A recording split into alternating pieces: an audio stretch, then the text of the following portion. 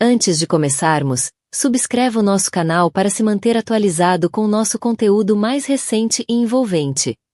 Alguma vez já viste alguém seguir em frente tão depressa que parecia que estavam a exibir a tua dor? Como se o teu sofrimento fosse apenas mais uma oportunidade para uma foto, porque ele achava que tinha vencido, assim, num instante. Uma publicação chamativa no Instagram. Um diamante de 10 quilates na mão de uma mulher mais nova. O golpe final para a mulher que ele deixou para trás. Sem aviso, sem vergonha, apenas uma imagem cuidadosamente encenada para gritar: segui em frente e estou melhor sem ela. Mas aqui está o que ele não viu. Aquela mesma mulher que ele humilhou, ela não quebrou. Ela não implorou. Ela calou-se. Disse tudo. Acredita, isto não é apenas sobre vingança. Isto é sobre poder, cura, e sobre o que acontece quando uma mulher decide parar de sobreviver e começar a reescrever o desejo. Por isso, diz-me, o que farias tu? Ele nunca imaginou que, enquanto a sua publicação ainda colecionava gostos, a sua ex-mulher lançaria um contra-ataque tão devastador, tão perfeitamente executado, que destruiria o seu mundo. Isto não é apenas uma história sobre vingança.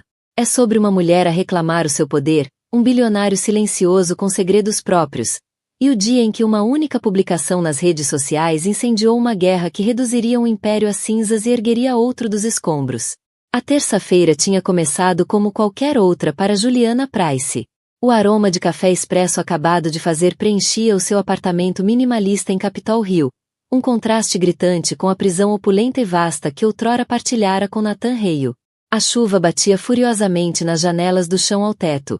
A cidade lá fora um borrão de cinzento e luzes de travão vermelhas. Nos últimos 6 meses, desde que a tinta nas papeladas do divórcio tinha secado, Juliana tinha cultivado uma vida de intenção silenciosa. Tinha derramado a alma no seu ateliê de arquitetura boutique, Form and Function, que finalmente ganhava destaque na competitiva cena de design de DC. Estava a curar-se, ou assim dizia a si própria. As feridas profundas e irregulares das traições de Nathan cicatrizavam lentamente, tornando-se parte da sua história em vez do seu presente. O telemóvel vibrou sobre a fria bancada de mármore, uma enxurrada de notificações de um grupo de amigas próximas. As mensagens eram uma mistura caótica de indignação e preocupação. Já viste? Aquele grandíssimo cabrão. Jules, não vejas. A sério. Mas claro, ela tinha de ver.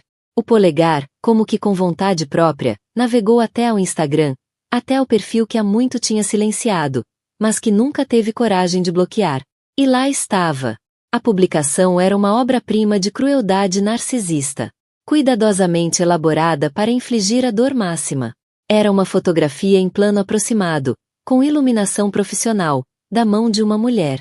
As unhas eram longas, de acrílico, pintadas de um tom berrante de rosa, mas as unhas eram secundárias face à pedra que repousava no quarto dedo. Um diamante de pelo menos 10 quilates, uma coisa monstruosa e ostensiva que gritava novo riquismo e desespero. A mão pertencia a Belly Carter, a aspirante a vlogger de lifestyle de 25 anos que tinha sido a outra mulher durante grande parte dos últimos 2 anos do casamento de Juliana. A legenda era a torção final da faca. Dizia: ela disse sim, o futuro é brilhante com a minha rainha. Um novo capítulo começa. Casal poderoso noivo em ascensão. A respiração de Juliana vacilou. A chávena de expresso escapou-se-lhe dos dedos, estilhaçando-se no chão branco imaculado, o líquido escuro a espalhar-se como sangue. Por um momento, ela não sentiu nada. Era como se o choque tivesse feito curto-circuito ao seu sistema nervoso inteiro. Depois, as emoções vieram como uma onda. O enjoo familiar da traição a apertar-lhe o estômago, a queimadura quente da humilhação, o aperto gelado de uma tristeza tão profunda que parecia poder fraturar-lhe as costelas. Não era só o noivado. Era o espetáculo público. Nathan sabia exatamente o que estava a fazer. Estava a pintar uma narrativa para os milhares de conhecidos em comum, para a elite de DC, para o mundo. Ele era o vencedor, aquele que tinha seguido em frente, trocado por um modelo mais novo. Ela era a ex-mulher rejeitada e de coração partido. Ele estava a vencer. A mente dela, traidora, passou em revista uma montagem da vida que tinham tido juntos. Os primeiros dias, quando Nathan, um carismático promotor imobiliário com um sorriso capaz de desarmar exércitos, a tinha deixado rendida. Ele parecia um sonho, enchendo-a de afeto e promessas de um império partilhado. ChatGPT cede. Mas, lentamente, insidiosamente, o sonho azedou e tornou-se num pesadelo. Ele menosprezava a paixão dela pelo design, chamando seu ateliê de um projeto engraçadinho. Manipulava-a, fazendo-a duvidar da própria sanidade sempre que ela falava nas noitadas dele e no perfume estranho que permanecia nas camisas. Isolou-a dos amigos, corroeu-lhe a confiança até ela se sentir um fantasma na própria vida, um acessório bem vestido no braço dele. Ela lembrava-se da noite em que encontrou a primeira prova concreta, um recibo de cartão de crédito de uma suíte no Beckford, um hotel onde tinham celebrado um aniversário de casamento. Quando confrontou, ele nem se deu ao trabalho de negar. Olhou para ela com uma indiferença gélida, mais arrepiante do que qualquer mentira. Não sejas tão dramática, Juliana, disse ele, ajustando a gravata ao espelho. É só o que pessoas como nós fazem. O divórcio foi brutal. A equipa jurídica dele pintou-a como emocionalmente instável, gananciosa e vingativa. Ele lutou por cada bem, arrastando o processo por mais de um ano. Uma tortura lenta e metódica.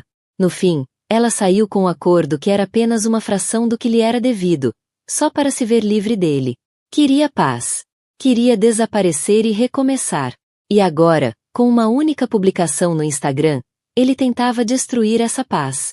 Tentava arrastá-la de volta para sua órbita tóxica, para lhe lembrar, a ela e a todos os outros, que era ele quem detinha todo o poder. Juliana caiu no chão, alheia à cerâmica partida e ao café a arrefecer. As lágrimas escorriam-lhe pelo rosto, quentes e furiosas. Mas, ali sentada, no meio dos destroços do seu luto, algo novo começou a despertar dentro dela. As brasas familiares da dor e da humilhação foram agitadas por uma rajada súbita e inesperada de raiva. Uma raiva fria e clarificadora. Ele achava que tinha ganho. Achava que este era o movimento final no seu jogo de xadrez retorcido.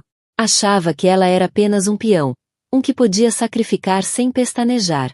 Um riso seco e sem humor escapou-lhe dos lábios. Ela levantou-se. O seu movimento tornou-se, de repente, deliberado, intencional. Limpou as lágrimas com as costas da mão.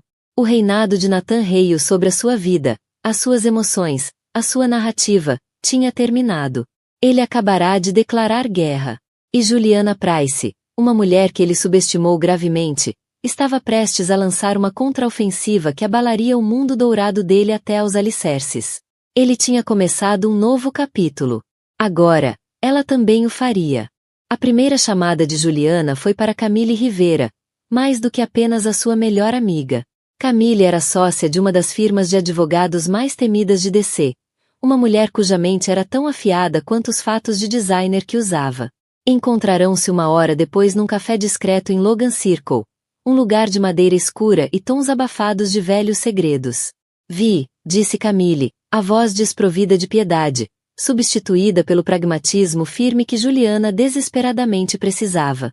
O ego daquele homem é um risco para a saúde pública. Ele quer humilhar-me, Khan, disse Juliana, a voz ainda a tremer ligeiramente. Quer que toda a gente me veja como esta esposa patética e abandonada, enquanto ele se exibe como rei triunfante com a noiva infantil. Camille deu um gole lento ao seu chá de camomila, os olhos escuros aguçados e analíticos. A emoção é o que ele quer, Jules. Ele é um narcisista. As tuas lágrimas são o champanhe dele. Uma história histérica e de coração partido no Instagram é exatamente aquilo em que ele está a apostar, acrescentou Camille. Não lhe vamos dar isso. Então o que é que eu faço? Perguntou Juliana, inclinando-se para frente. Ficar calada? Deixar que ele controle a narrativa? Não, disse Camille, inclinando-se ainda mais. Não vamos deixá-lo controlar coisa nenhuma. Vamos pegar na narrativa dele, rasgá-la, e criar uma nova. Uma tão poderosa, tão absolutamente inesperada que o anúnciozinho dele vai ser uma nota de rodapé esquecida. Ela fez uma pausa, um sorriso lento e astuto a espalhar-se-lhe pelo rosto. O erro dele não foi publicar o anel. O erro foi pensar que era o único a jogar. Foi Camille quem disse o nome que mudaria tudo, Grayson Locke. Juliana conhecia o nome. Claro que conhecia. Grayson Locke era um fantasma no panorama tecnológico e de inovação de Washington, uma sombra na engrenagem das finanças globais. Era um bilionário da tecnologia, o arquiteto de uma plataforma revolucionária de encriptação de dados que o tornará um dos homens mais ricos do mundo antes dos 30 anos. Mas também era intensamente reservado, quase um eremita. Existiam poucas fotografias dele, e as que havia eram imagens granuladas de paparazzi mostrando um homem alto, de cabelo escuro, sempre em movimento, sempre a esconder o rosto. Era conhecido pela inteligência estonteante, a perspicácia empresarial implacável, e uma tragédia pessoal há anos. A morte repentina da esposa e do filho num acidente de carro afastara-o, supostamente, da vida pública. O que Camille sabia, e o mundo não, era que Grayson Locke tinha sido o patrono anônimo e silencioso que comprará quase um terço das obras apresentadas nos eventos da firma de Juliana ao longo do último ano. As aquisições, sempre feitas através de um discreto consultor de aquisições arquitetônicas, tinham sido o que manteve a forma End Function à tona nos seus meses mais frágeis. Nunca pedirá desconto, nunca causará problemas. Simplesmente comprava o que admirava. Juliana trocara alguns e-mails cordiais e profissionais com o conselheiro dele, mas nunca conhecera o homem em pessoa. A ideia parecia absurda. Por que é que ele me ajudaria? Perguntou Juliana, achando a ideia ridícula. O que é que eu poderia oferecer-lhe? Não lhe estás a oferecer nada, contrapôs Camille. Estás a conectar-te com ele. O mundo de Nathan é todo fachada, perseção pública e dinheiro barulhento. Grayson Locke é o oposto disso. Ele é poder real. É riqueza silenciosa, dinheiro antigo, substância em vez de estilo. O Nathan exibe um diamante de 10 quilates. Um homem como Locke provavelmente aprecia a elegância discreta de uma safira rara. A semente de uma ideia, ousada e selvagem, começou a enraizar-se na mente de Juliana. Não se tratava de vingança. Não completamente. Tratava-se de alinhamento. Tratava-se de encontrar um aliado cuja própria existência fosse uma rejeição de tudo o que Nathan representava. Como é que se quer o contato? O sorriso de Camille alargou-se. O conselheiro dele, um homem encantador chamado Elliot, é cliente do meu escritório. Já tive o cuidado de lhe enviar uma mensagem a perguntar se o Sr. Locke estaria disponível para uma consulta privada com a dona da firma que ele tanto admira, relativamente a uma possível nova comissão. Juliana sentiu um choque de energia nervosa. Isto estava a acontecer. Camille não estava apenas a sugerir um plano, ela estava a executá-lo. A reunião ficou marcada para a noite seguinte. Não num restaurante, nem num escritório, mas na Foreman Function, fora de horas. O estúdio era o território dela, o seu santuário. Era o único lugar onde sentia que podia encontrar-se com um titã como Grayson Locke em condições minimamente equilibradas. Passou o dia inteiro num estado de preparação ansiosa, a ajustar a iluminação, a arranjar flores frescas, a trocar de roupa meia dúzia de vezes antes de se decidir por um vestido preto simples e elegante que falava de confiança. Não de desespero. Mas, mesmo enquanto ajustava as luzes da galeria e reposicionava as flores pela terceira vez, algo lhe roía por dentro.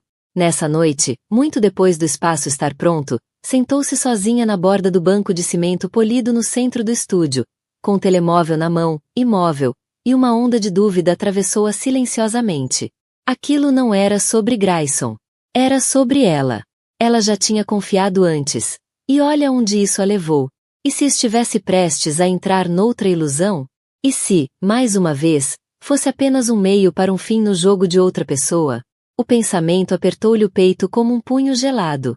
Tinha lutado com unhas e dentes para voltar da beira do abismo, e agora estava a entrar, de livre vontade, em território desconhecido. Às 20 horas em ponto, a porta da frente do estúdio tocou suavemente. Não era um motorista, nem um assistente que entrou, mas o próprio homem. Grayson Locke era mais alto do que as fotos granuladas faziam parecer, com um porte magro e atlético. Tinha olhos penetrantes e inteligentes que pareciam absorver tudo de uma vez e uma intensidade tranquila, quase melancólica. O cabelo escuro com alguns fios grisalhos nas têmporas. O rosto era bonito, não de uma forma clássica perfeita, mas de uma maneira envolvente e profundamente marcante. Usava uma simples camisola de cachemira cinzenta e calças escuras. Sem gravata, sem relógio, sem exibição ostentosa de riqueza. Parecia menos um bilionário e mais um professor de filosofia. Miss Price, disse ele, com uma voz grave e agradável. Obrigado por aceitar encontrar-se comigo. Senhor Locke, respondeu Juliana, a voz mais firme do que esperava. O prazer é todo meu. Há muito tempo que queria agradecer-lhe pessoalmente pelo apoio. O seu olhar é impecável. Ele acenou com a cabeça, o olhar a percorrer um grande modelo arquitetônico abstrato. Tem um dom para encontrar conceitos que falam a verdade, disse ele. Caminharam pelo estúdio silencioso, com as luzes da cidade a cintilar pelas janelas altas. Falaram sobre design, sobre a ressonância emocional da estrutura e do espaço. Juliana deu por si a relaxar. O discurso cuidadosamente ensaiado foi se dissolvendo à medida que a conversa fluía com uma naturalidade inesperada. Ele era ponderado, ouvinte brilhante e possuía um humor seco e subtil. Havia uma melancolia palpável nele, um fantasma da tragédia passada, mas temperada por uma força profunda e inabalável. Deu por si a falar-lhe não só do seu trabalho, mas da sua visão, da sua paixão por criar espaços inclusivos e transformadores. Falou com um fervor que não sentia há anos, uma chama que Nathan tentou apagar a todo custo. Finalmente, enquanto estavam diante de uma fotografia marcante de uma árvore solitária e resiliente numa paisagem desolada, Juliana respirou fundo. Senhor Lucas, Grayson, disse ela, em voz baixa. Há outra razão pela qual lhe pedi que viesse cá esta noite. Ele virou-se para ela, a expressão impenetrável, mas não dura. Suspeitei que sim. E então, ela contou-lhe. Contou-lhe tudo sobre Nathan, a humilhação pública, a sensação de estar presa numa narrativa escrita pelo seu abusador. Colocou as cartas na mesa, não como vítima, mas como estratega à procura de um aliado. Não lhe pedia pena, nem dinheiro. Pedia algo muito mais valioso. A sua credibilidade. Ele ouviu pacientemente, o olhar firme e atento. Quando terminou, instalou-se um longo silêncio entre os dois. E nesse silêncio, Juliana sentiu o desconforto insidioso da vulnerabilidade. Aprenderá a viver por trás de camadas de elegância, de resiliência, de controlo. Mas agora tudo isso tinha sido despido diante de um homem que mal conhecia. E se ele não visse nela uma mulher que valia a pena ajudar? E se, depois de tudo, ele simplesmente se afastasse? Arriscara mais do que o orgulho naquela confissão. Arriscara o frágil andaime de força que reconstruíra depois de Nathan. As palmas estavam frias, a respiração curta. Aquilo não era uma performance. Era a verdade nua dela. E isso aterrorizava-a. O coração de Juliana batia descompassado. Ou acabará de cometer o maior erro da sua vida, ou o movimento mais brilhante. Grayson falou por fim, a voz suave mas resoluta. O que Nathan Hale fez não é apenas um ato de crueldade. É um ato de profunda fraqueza. E merece uma resposta, não do mesmo volume, mas de qualidade superior. Olhou dela para a fotografia da árvore resiliente e de volta para ela. Acredito que posso ajudar com isso. O plano que Grayson propôs era mais ousado do que tudo o que Juliana alguma vez teria concebido. Um golpe estratégico magistral, uma peça de engenharia social tão audaciosa que lhe tirou o fôlego. Ele não se limitava a oferecer o nome. Oferecia-se para criar uma realidade completamente nova. Vou anunciar o noivado, declarou Grayson, com um tom tão calmo como se estivesse a discutir uma aquisição de ações. Uma declaração pública destinada a estabelecer um novo status quo. A única resposta eficaz é uma declaração pública tua, uma que eclipsa completamente a dele. Estavam na sala dos fundos do estúdio, um espaço pequeno e desorganizado que era o verdadeiro santuário de Juliana. Grayson sentava-se em frente a ela, não com a presença imponente de um bilionário, mas com a intensidade focada de um grande mestre de xadrez, a mapear os próximos 10 movimentos.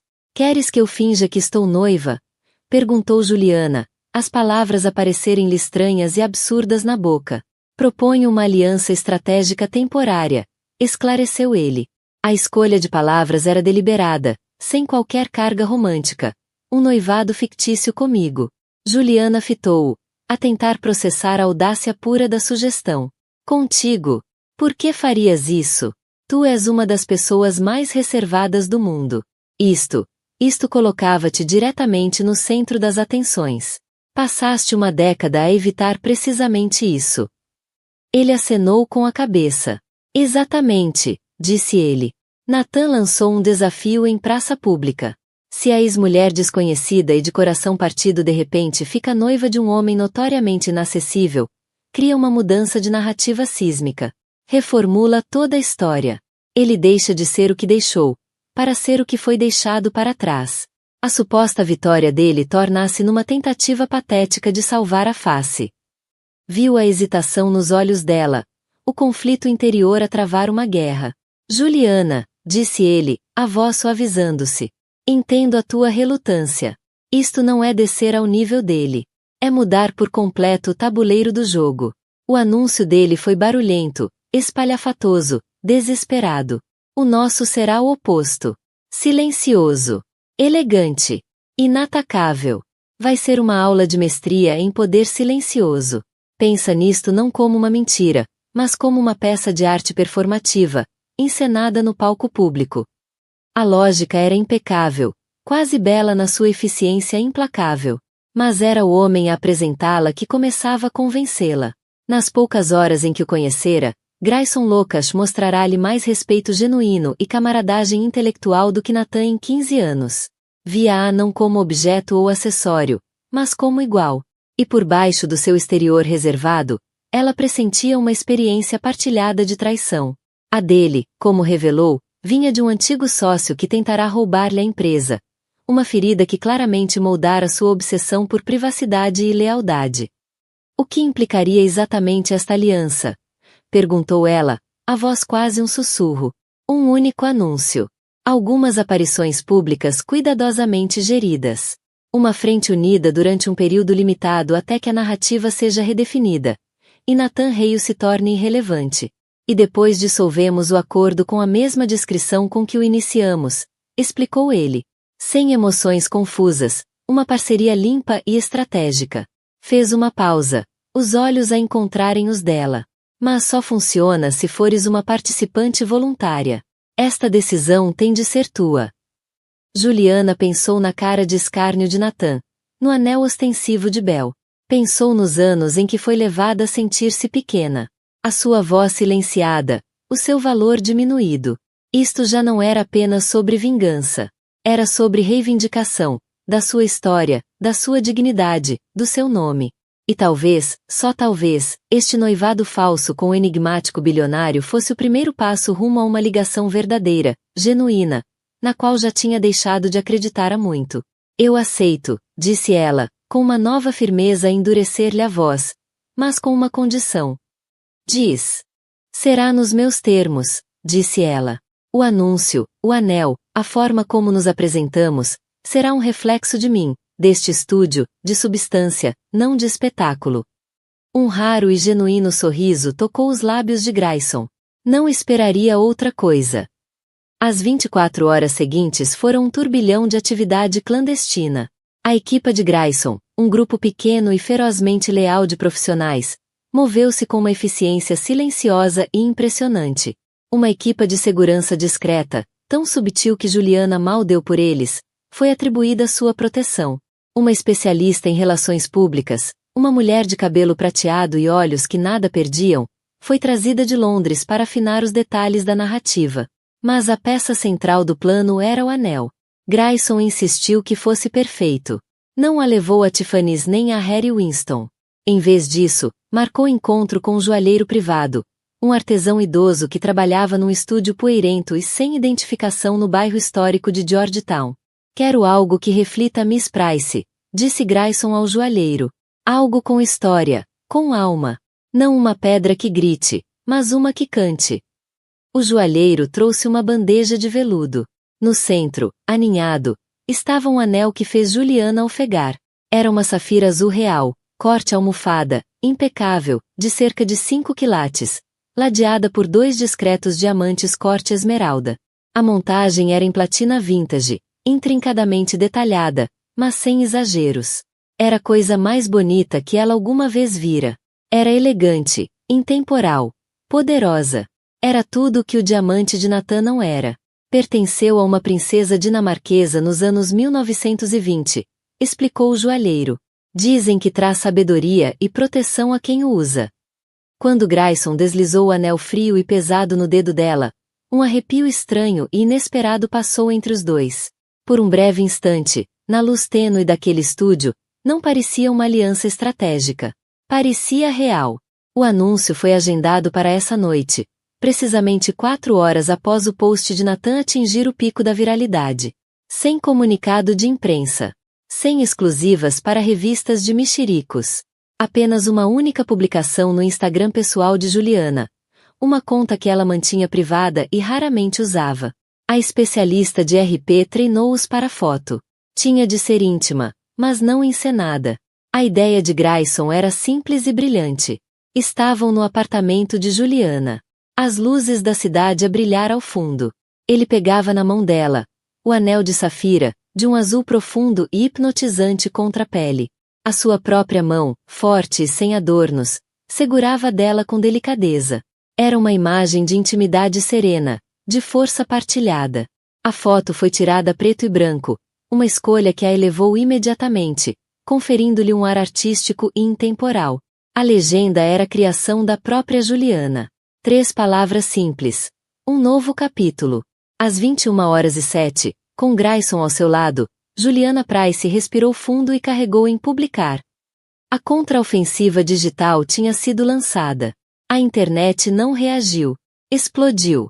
Durante horas, o mundo digital tinha se alimentado das migalhas lançadas por Natan Reio. O seu post com Belly fora dissecado, partilhado e gozado em igual medida. Era material de tabloide clássico. O homem rico e mais velho. A amante jovem. O anel berrante. Uma história tão antiga quanto o tempo, consumida pelo público com uma mistura previsível de inveja e escárnio. Depois chegou o post de Juliana. Foi como deixar cair um alfinete numa biblioteca após um concerto de rock. O silêncio foi ensurdecedor, seguido de um suspiro coletivo que percorreu todas as plataformas de redes sociais. O contraste era tão gritante, tão devastadoramente eficaz, que era quase cômico. O post de Natan era saturado de cor, com luzes brilhantes, um grito desesperado por atenção. O de Juliana era um estudo monocromático de elegância. A legenda dele, um parágrafo jactancioso cheio de hashtags. A dela, um poema de 3 palavras. O anel dele era um pedaço de carbono espalhafatoso. O dela, uma obra de arte carregada de história e confiança silenciosa. Em minutos, a narrativa começou a mudar. Comparações lado a lado das 2 publicações tornaram-se virais. As sessões de comentários transformaram-se num campo de batalha de opinião pública. No post de Natan. Isto envelheceu bem. 10 quilates de desespero. O anúncio da ex-mulher é o mic drop mais elegante da história. No de Juliana. É assim que se faz. Pura classe. Quem é ele? Aquela mão parece poderosa. Não sei quem ela é, mas acabou de ganhar a internet inteira. O verdadeiro caos começou quando um jornalista atento, de um conceituado meio financeiro, reconheceu o discreto anel de sinete no dedo mínimo da mão do homem na foto de Juliana. Era o brasão da família Locke. A manchete saiu pouco antes da meia-noite. Juliana Price, ex-mulher de Natan Reio, noiva do bilionário recluso da tecnologia Grayson Locke. A onda de choque atingiu Natan Reio como um murro no estômago. Estava num jantar de celebração com Belly e um grupo bajulador de amigos num restaurante da moda no centro de DC. Estava a fazer figura de rei, a saborear a atenção, o telemóvel a vibrar com notificações que assumia serem mensagens de parabéns. Depois, o telemóvel começou a tocar insistentemente. Primeiro o gestor de RP, depois o advogado, depois os sócios. Ignorou todos, erguendo o copo de champanhe para mais um brinde. Foi Belly quem viu primeiro. A expressão cuidadosamente composta de adoração vacilou enquanto deslizava pelo feed. Natan, sussurrou ela, a voz tensa de pânico. Tens de ver isto. Ele arrancou-lhe o telemóvel da mão. O rosto empalideceu, depois manchou-se de vermelho, depois tornou-se de um rubor furioso e lívido. Ele ficou a olhar para a imagem a preto e branco da mão de Juliana entrelaçada com a de outro homem. Viu o anel de safira. Uma resposta silenciosa ao diamante espalhafatoso que ele escolhera. Leu os comentários. Viu a opinião pública virar-se contra ele com uma velocidade brutal. Mas foi o nome que fez o mundo dele virar-se de pernas para o ar. Grayson Locash. Nathan sabia quem era Locke. Toda a gente no seu círculo sabia. Locash era uma lenda, um espectro, um homem com mais riqueza e influência do que Nathan alguma vez ousara sonhar. Um homem que operava numa dimensão tão acima da sua que era como se pertencessem a planetas diferentes. As gargalhadas e conversas na mesa foram morrendo à medida que todos observavam o rosto de Nathan a contorcer-se entre descrença e fúria pura e crua. Sentiu uma humilhação profunda, esmagadora para o ego. 1000 vezes pior do que qualquer dor que tivesse querido infligir a Juliana. Quis mostrar ao mundo que tinha feito um upgrade.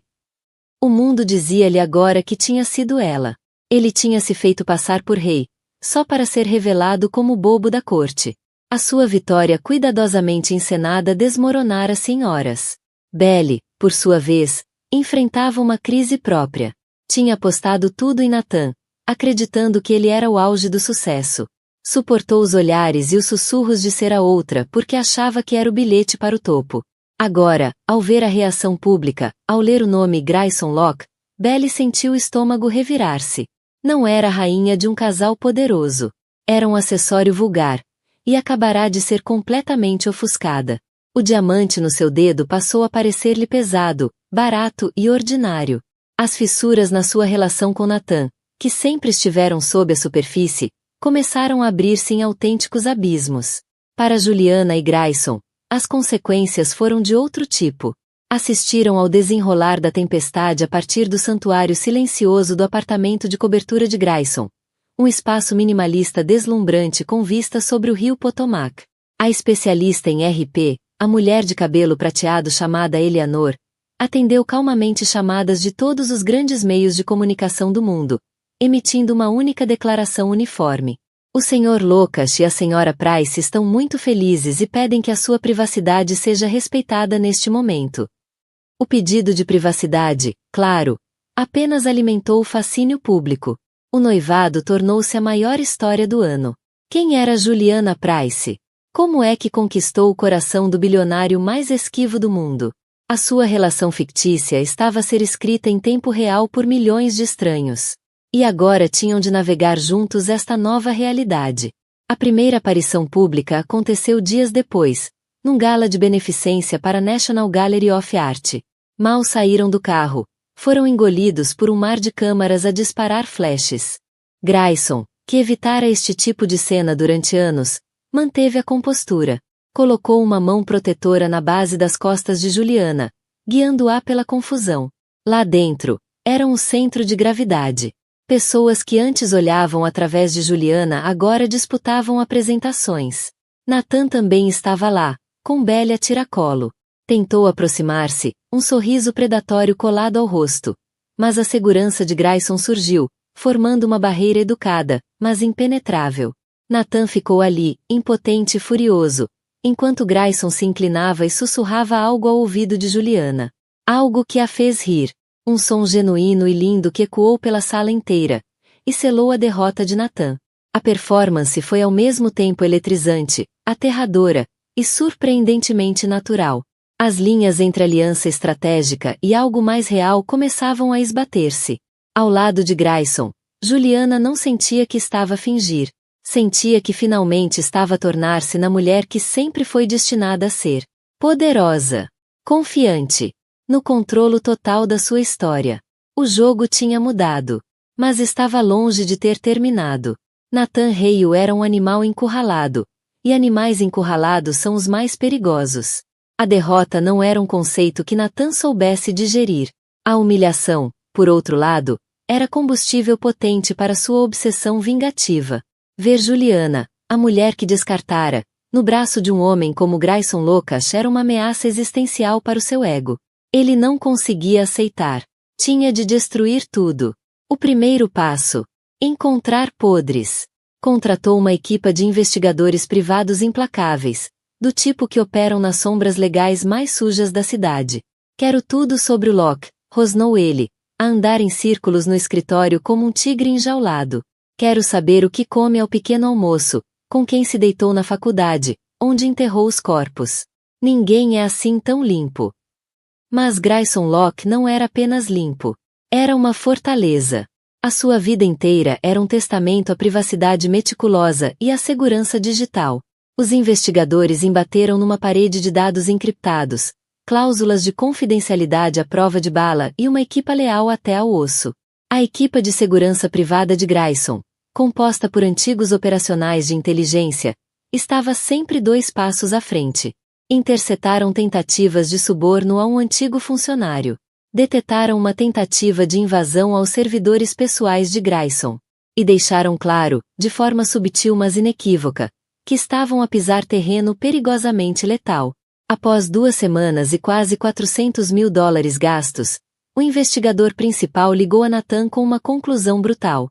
Não conseguimos tocar-lhe. É como tentar investigar um fantasma. Frustrado e cada vez mais paranoico, a obsessão de Nathan começou a envenenar tudo à sua volta. O seu negócio imobiliário, Rio Development Group, sempre funcionara em zonas cinzentas, construído com alavancagem agressiva, apertos de mão e esquemas que contornavam regulamentos. Mas com a nova atenção mediática intensa à saga de Grayson e Juliana, essas práticas sombrias já não estavam escondidas. Um jovem jornalista ambicioso do Wall Street Journal, Ben Carter, sentiu o cheiro a sangue na água. Começou uma investigação profunda a Rio Development, começando com o espetáculo público dos noivados rivais. Inicialmente, era um artigo de interesse humano, mas uma dica anônima bem colocada levou a um empreendimento de condomínios de luxo em Arlington. A dica, claro, viera de Sophia Shen, cuja rede de fontes era mais profunda que o Potomac. Ben Carter descobriu um rastro de licenças forjadas, materiais de baixa qualidade e um esquema de fraude de seguros ligado a um incêndio conveniente antes de uma grande inspeção. Nathan tinha construído um império sobre mentiras, e as paredes começavam a ruir. Entretanto, a relação com Belly estava a implodir. O sonho que ela comprará estava a transformar-se num pesadelo. A atenção bajuladora fora substituída pelos humores sombrios e desabafos obsessivos de Nathan sobre Grayson e Juliana. Ele já não era o homem charmoso e poderoso que a conquistara. Era um destroço amargo e paranoico. A humilhação pública era implacável. Belly, em tempos uma estrela ascendente no mundo dos influenciadores, era agora um meme. O exemplo do que não fazer. As sessões de comentários tornaram-se num cemitério de escárnio. As marcas que a cortejavam fugiam agora dela. Estava amarrada ao navio a afundar-se de Nathan. A gota final caiu durante uma discussão acalorada no estéril apartamento branco sobre branco. Belly, num raro momento de coragem, confrontou-o. Isto sempre foi sobre ela, não foi? Nunca foi sobre mim. Eu fui apenas um adereço. Uma forma de magoá-la. Nathan, bêbado de uísque e autocomiseração, cometeu o erro fatal de dizer a verdade. Claro que era sobre ela, cuspiu ele, o rosto retorcido de veneno. Mas aquela bruxinha conseguiu dar-me a volta. Ela e o seu bilionário fantasma. Tens noção do que me fizeram? Lançou-se num discurso longo e delirante, confessando a inveja, a raiva e, o mais incriminador de tudo, deixou escapar detalhes do negócio fraudulento de Arlington, gabando-se de como enganara os inspetores municipais. O que Nathan não sabia era que Belly, temendo seu comportamento cada vez mais errático, começara a gravar as conversas no telemóvel. Gravou tudo. A admissão de que a usará. A confissão dos crimes financeiros. O plano patético e desesperado de destruir Juliana. ChatGPT cede. A gravação era sua alavanca, a sua escotilha de fuga. Alguns dias depois, envolta num capuz e óculos de sol grandes demais, Belly Carter fez o impensável. Procurou a única pessoa que ajudara a magoar. Contactou Juliana. Encontrarão-se no estúdio, mais uma vez servindo como espaço neutro e protegido. Juliana aceitara o encontro contra o conselho inicial de Sophia, movida por uma estranha curiosidade, e talvez, por um fiapo de compaixão. Belly era uma sombra da mulher confiante que fora. As unhas estavam sem verniz, o rosto pálido e abatido. Não pediu desculpa, não de imediato. Em vez disso, deslizou o telemóvel pela mesa. Ouve isto, disse ela, a voz baixa. Ele não é quem pensas que é. É um monstro. E vai arrastar todos consigo. Juliana ouviu, a expressão endurecendo a cada palavra da confissão gravada de Natan. Estava tudo ali. A crueldade, a criminalidade, o orgulho ferido e patético que o movia. Um retrato de um homem em desintegração total. Quando a gravação terminou, Juliana olhou para a jovem sentada à sua frente. Já não via uma rival. Via outra vítima na órbita destrutiva de Natan. Por que estás a dar-me isto? Perguntou Juliana em voz baixa. As lágrimas encheram os olhos de Belle. Porque não quero ser mais uma baixa na guerra dele, sussurrou. E porque ele merece tudo que vem aí. Tu, por outro lado, merecias melhor. Juliana pegou no telemóvel. Tinha agora nas mãos a chave para a destruição completa e absoluta de Natan. O espetáculo estava prestes a chegar ao seu final. O fim de Natan Reio não chegou com um trovão, mas com o seco e condenatório farfalhar de um jornal. A edição de sábado do Wall Street Journal caiu nas portas do Médio Atlântico. Na primeira página, uma manchete que servia como certidão de óbito formal da reputação de Natan. A queda de Reio, um legado construído em mentiras. O artigo de Ben Carter não era apenas uma exposição, era uma autópsia forense de uma empresa corrupta. Determinava com precisão arrepiante o esquema dos condomínios de Arlington.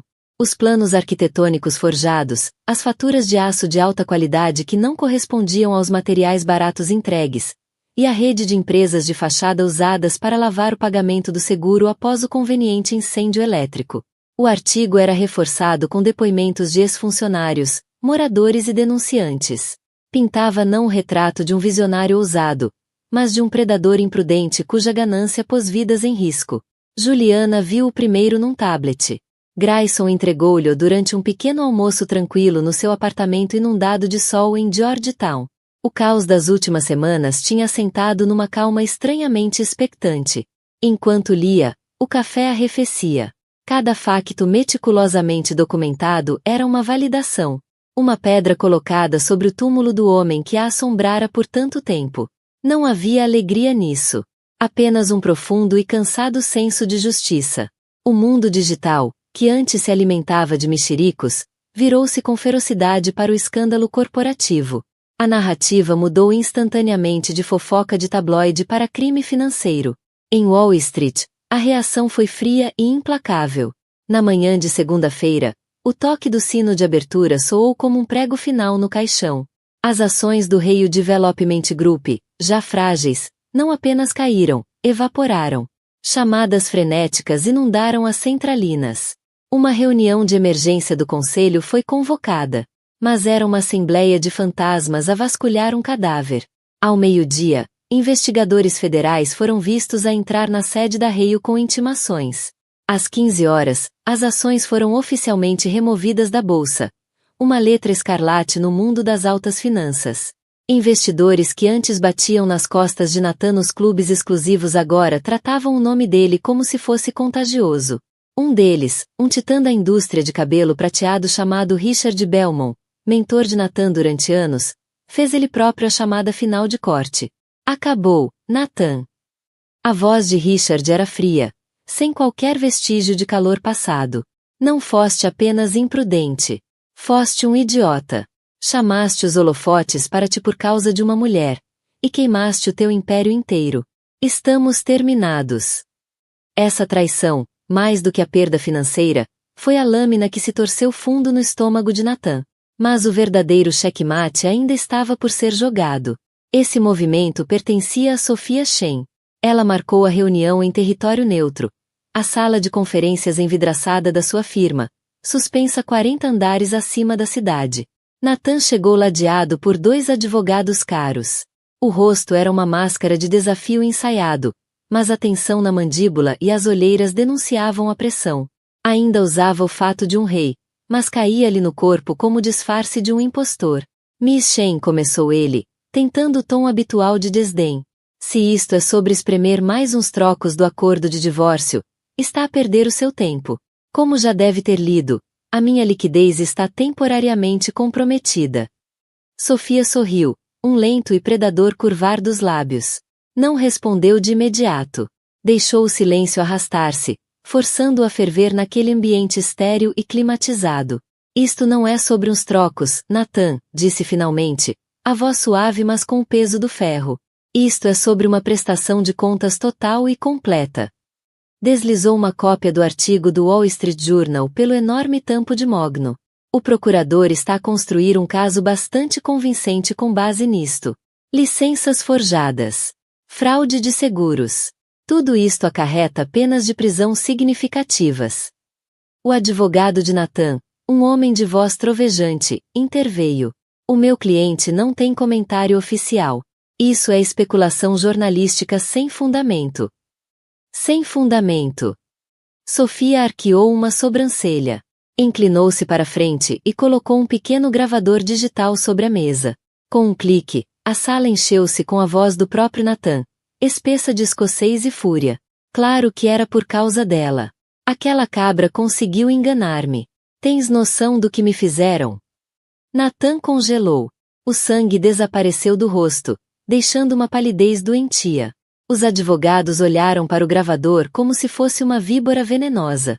A gravação continuou. Nathan a gabar-se do negócio fraudulento em Arlington, de como enganou os inspetores. E, o mais incriminador de tudo, a confissão de que o noivado com Belly fora uma jogada calculada para torturar emocionalmente Juliana. Eu era só um adereço, uma forma de magoá-la, murmurava a voz gravada de Belly. E o que mais sérias, rosna a voz de Nathan. Quando Sofia desligou o gravador, a sala mergulhou num silêncio absoluto. A máscara de desafio de Nathan partirá-se. Restava apenas o rosto cru e patético de um homem completamente vencido. Isto, disse Sofia, quase num sussurro, é o testemunho da tua noiva, que está disposta a entregá-lo, juntamente com uma vasta quantidade de outras provas, à acusação, em troca de imunidade.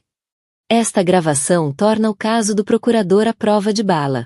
E é a base para uma ação cível por danos emocionais que te vai deixar zonzo. Recostou-se na cadeira. A caçada tinha terminado. Portanto, aqui está o que vai acontecer, ditou, num tom sem espaço para negociação. O acordo de divórcio será reaberto. Juliana receberá os 50% completos e desimpedidos dos bens conjugais, avaliados antes do colapso do teu império criminoso. Assinarás a escritura da propriedade em Cape Cod e da coleção de arte. A verdadeira, não as falsificações que tentaste impingir-lhe. Será estabelecido um fundo para Miss Carter, financiado por ti, para garantir o seu silêncio e cooperação. E assinarás este documento, uma confissão total das tuas motivações, a ser mantida em custódia pela minha firma. Se alguma vez voltares a mencionar publicamente o nome de Juliana, será publicado. Ficarás arruinado, Nathan. Mas com a nossa colaboração, talvez evites a prisão federal.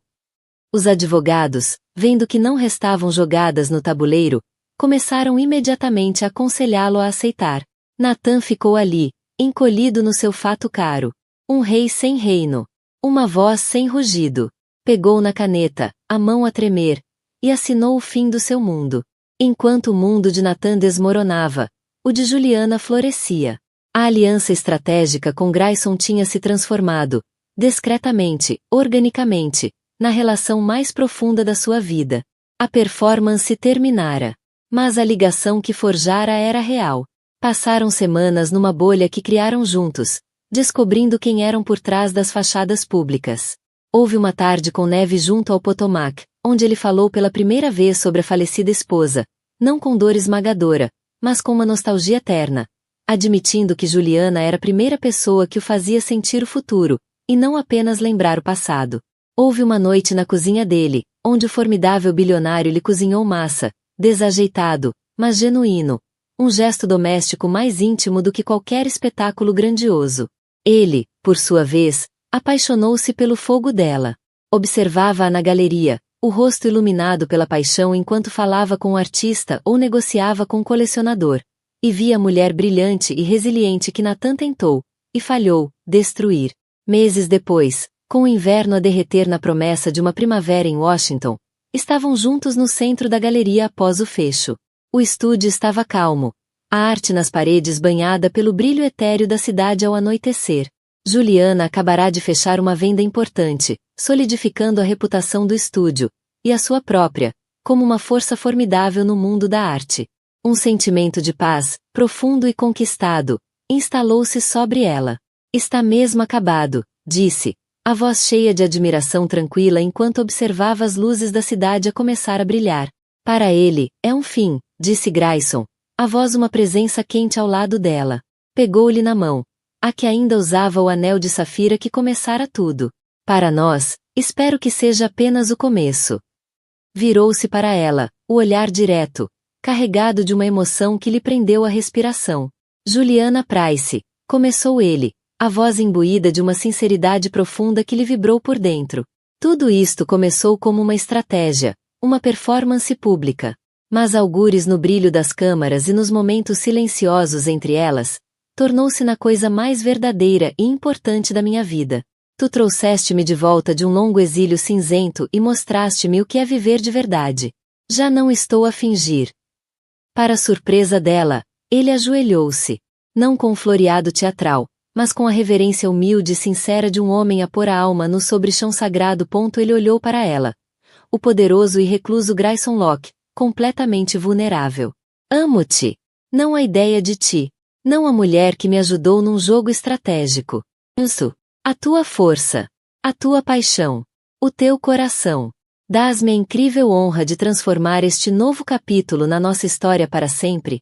Casas comigo, Juliana? A sério, desta vez.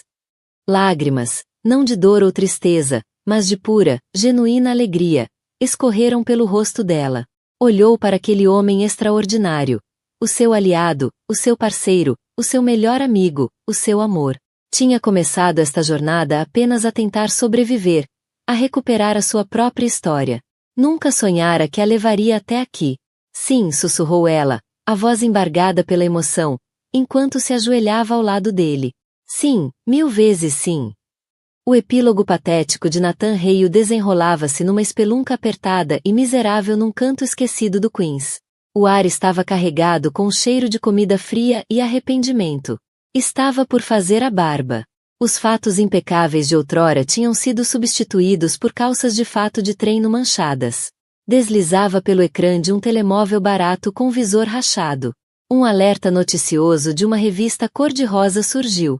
Era uma fotografia, banhada de sol e vibrante. Mostrava Juliana e Grayson numa falésia em Itália. Riam, apanhados no momento espontâneo de pura felicidade. Ela irradiava luz. O rosto voltado para o sol. A imagem perfeita de uma mulher profundamente e verdadeiramente amada.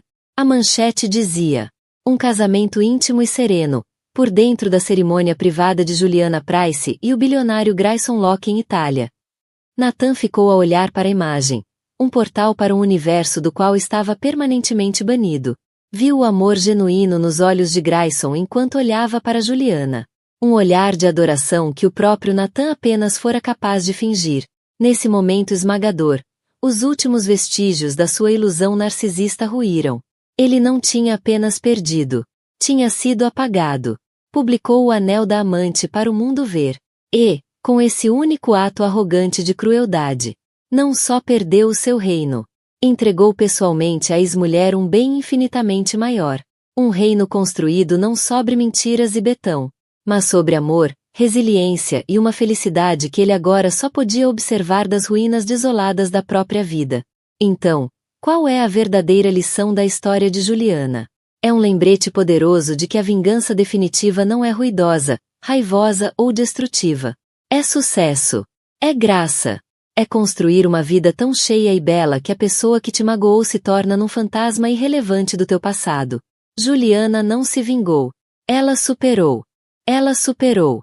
Pegou numa humilhação pública e, com inteligência, coragem e um aliado poderoso, transformou-a no movimento mais poderoso da sua vida. Ela lembra-nos que as nossas histórias são nossas para escrever. E, por vezes, a resposta mais devastadora a um ataque é, simplesmente e de forma espetacular, prosperar. Assim, a história chegou ao fim. Queridos amigos, ainda estão aí desse lado? Se ficaram conosco até este momento, então algo na jornada de Juliana tocou o vosso coração de forma profunda e pessoal. Agora, vamos olhar para isto de outro ângulo, um que realmente importa. Juliana não apenas revidou. Ela transformou-se. Pegou na dor e transformou-a em força. Pegou na humilhação pública e usou-a para construir uma vida de dignidade silenciosa e poderosa. Não precisou de gritar, nem de jogar sujo. Ela simplesmente ergueu-se. Há uma citação do filósofo estoico Marco Aurélio que diz: "A melhor vingança é não ser como aquele que te feriu." Foi exatamente isso que Juliana fez. Ela não espelhou a crueldade de Natan. Escolheu elegância, graça e autenticidade. E, ao fazê-lo, recuperou não só a sua narrativa, mas a sua paz. A história dela lembra-nos que, por vezes, o regresso mais poderoso não é feito de raiva. É feito de cura, de crescimento, de construir uma vida tão plena e verdadeira que a pessoa que tentou quebrar-te se transforma numa página desbotada do teu passado. Por isso, se estás no meio da tua própria tempestade neste momento, lembra-te disto. A tua força não está em quão alto gritas, mas em quão corajosamente reconstróis. A tua história ainda não terminou. Tens permissão para prosperar, para reescrever o teu final, e para te erguer sem pedir autorização.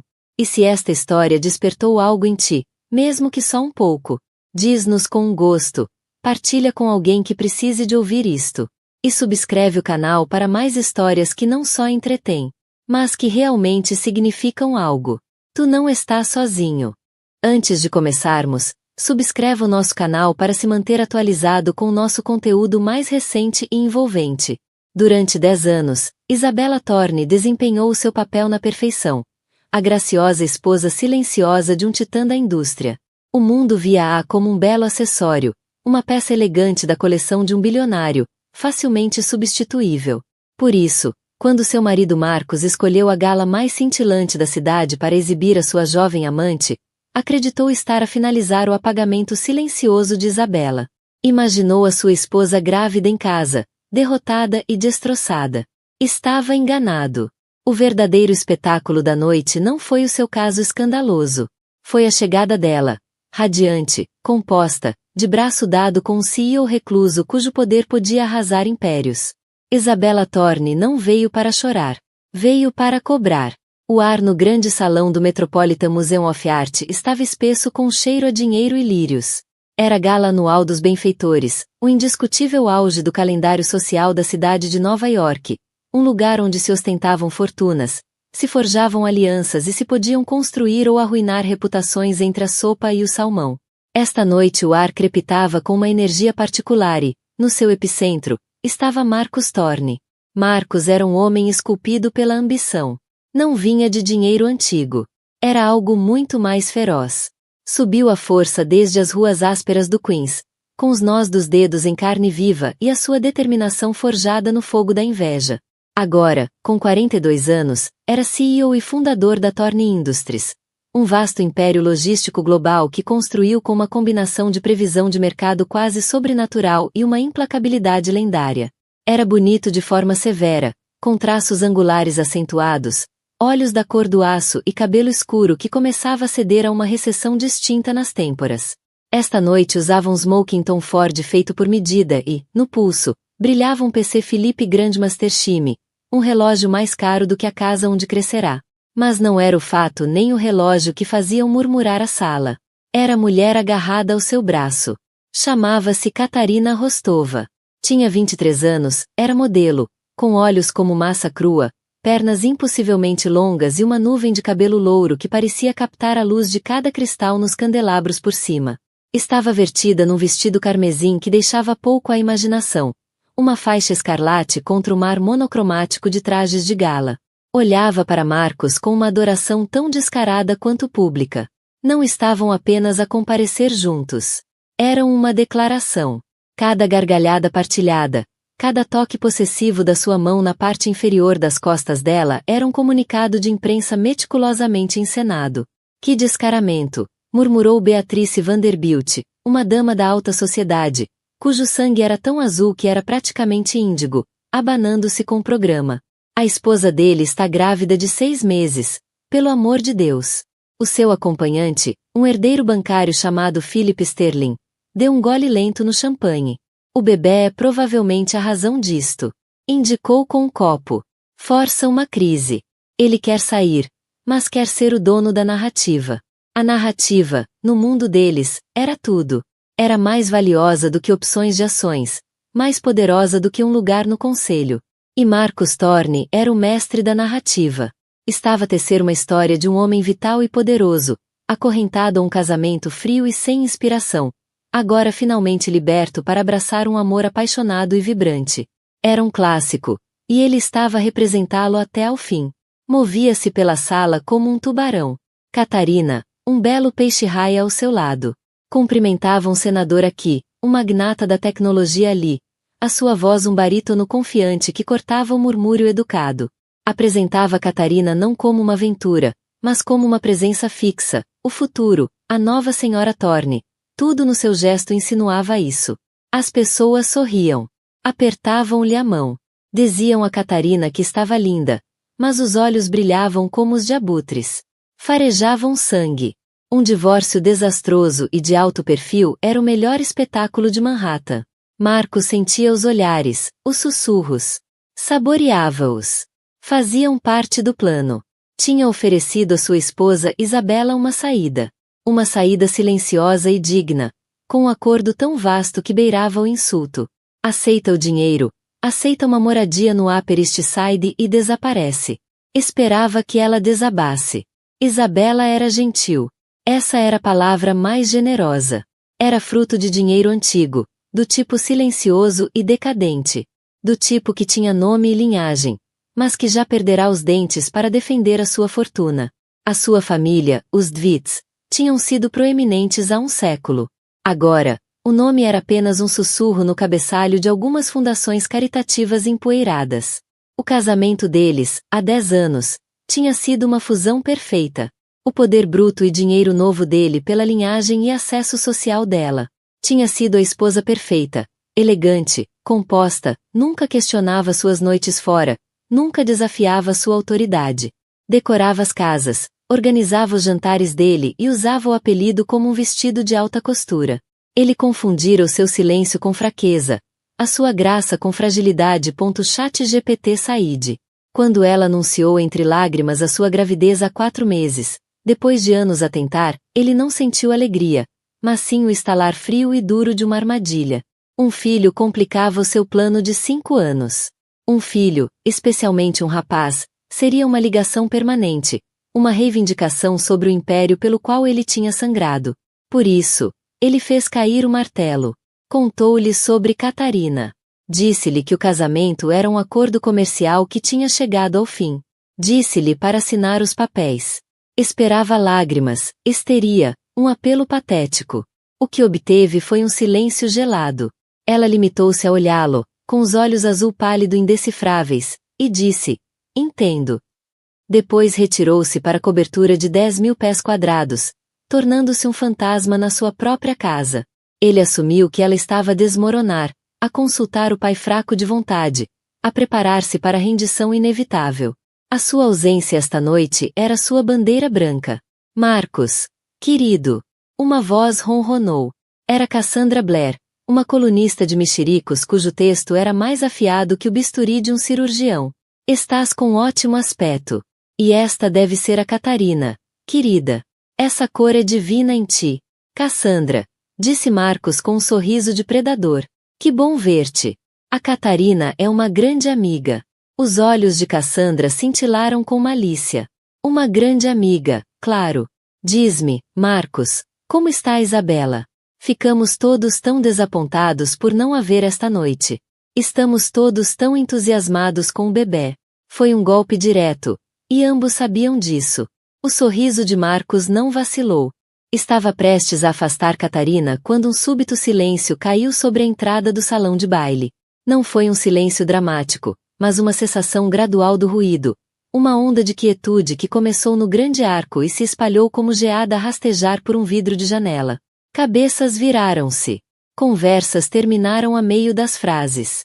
Marcos também se virou, com um lampejo de irritação no rosto. Esperava uma celebridade atrasada, talvez um membro da realeza. O que viu fez o sangue fugir-lhe do rosto. A cor desapareceu por completo, como se alguém tivesse acionado um interruptor, deixando a pele dele com um branco ceroso e doentio. A taça de champanhe na mão de Catarina tremia. Era Isabela, mas não era a Isabela que ele conhecia. Não era o fantasma pálido e silencioso que assombrava sua cobertura. Esta mulher era uma fênix. O cabelo, geralmente preso num coque elegante e simples, estava solto em ondas suaves e glamorosas que lhe caíam sobre os ombros. Usava um vestido de seda azul meia-noite feito por medida, uma criação magistral de um costureiro que ele nem reconhecia. Era modesto mas régio, desenhado para celebrar, não esconder, a curva suave e perfeita da sua gravidez. Diamantes cintilavam no pescoço e nas orelhas, não os que ele lhe comprará, mas relíquias, as antigas joias Dit que não viam a luz do dia há décadas.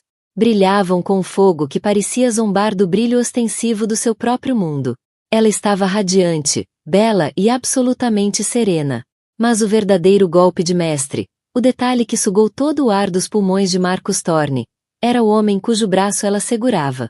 Era alto, com uma presença silenciosa mas imensa que fazia as pessoas endireitarem a postura sem se aperceberem. Tinha um rosto bonito e inteligente, com olhos bondosos que escondiam uma dureza por trás. Era Damian Steele.